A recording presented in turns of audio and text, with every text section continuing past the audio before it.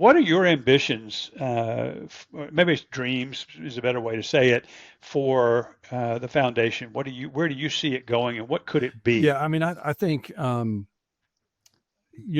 I tend to be kind of a nuts and bolts and in the weeds kind of person a little bit, and so right now I'm sort of thinking of like the mechanics of it. Like, how do we get this thing up and running so that it's a very efficient, well run machine, and we know we can take in those applications from those. We got a pipeline of businesses that want to come in. So how do we get those businesses through that pipeline? How do we learn about them? How do we make sure we're, as a board, making good decisions as to where to deploy capital? And then how do we get those dollars, out to these businesses in a timely manner so they can use them in the most effective way possible? And then how do we, again, create sort of an ecosystem where we can help give them the funds, but stay on top of them, stay in contact with them, make sure they're putting those funds to good use. And then also telling the stories of all the great things that God's going to do through those funds hitting the ground, through those businesses being launched, through those businesses being revitalized. But how can we tell those stories about the successes and how God's working? And then we'd like to see that multiply. I mean, I think God's a creating God that loves multiplication. And so if we can find a way that we can multiply that, that's what we'd like to do. And part of it is operationally, how do we set up a foundation and a fund that makes it easy for funds to come in and easy for funds to go out.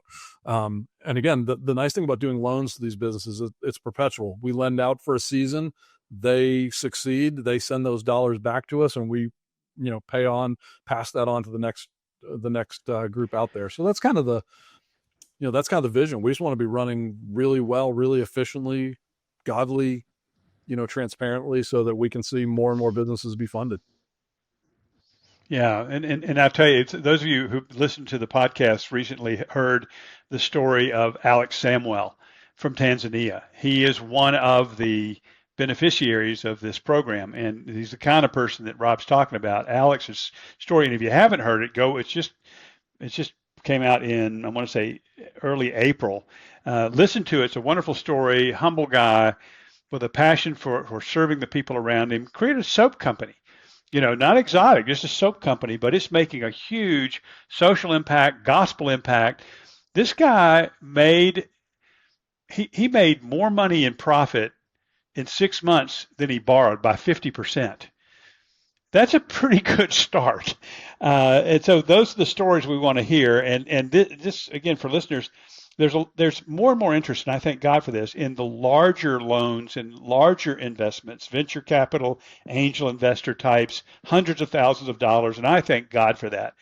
But there's also globally a huge need for the smaller loans, and that's where this foundation comes in, the 15, 20, $30,000 loans.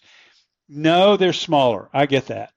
But so one guy said, "Well, is micro business a real business?" I said, "Yeah, it's just small, but it's real business, and the people who do it tend to be more integrated with their community than some of the bigger businesses that are formed out there. So there's a place for this. Is kind of Yeah, where I'm absolutely. going We with. were talking with one business, and again, we kept talking about the business and a great concept, great ideas, and we said, all right, but have you started selling yet? Have you started getting the products in? Have you started moving this forward? Where are we, really to see proof of concept that this is actually going to work?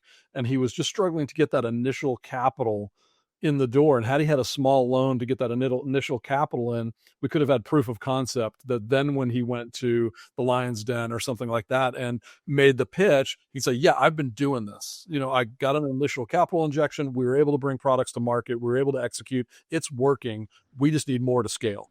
And It's why we call it an ecosystem, right? Everybody has a role to play, and I don't look at anybody else in this network globally, and it's huge, and say, you're not needed. It's a kind of passage out of Corinthians where Paul says, the hand can't say to the foot, I don't need you, right? I mean, I do. I need the foot. I need the hand. I need the eye. And so all of us, and we're back to where we began. All of us have a role in this.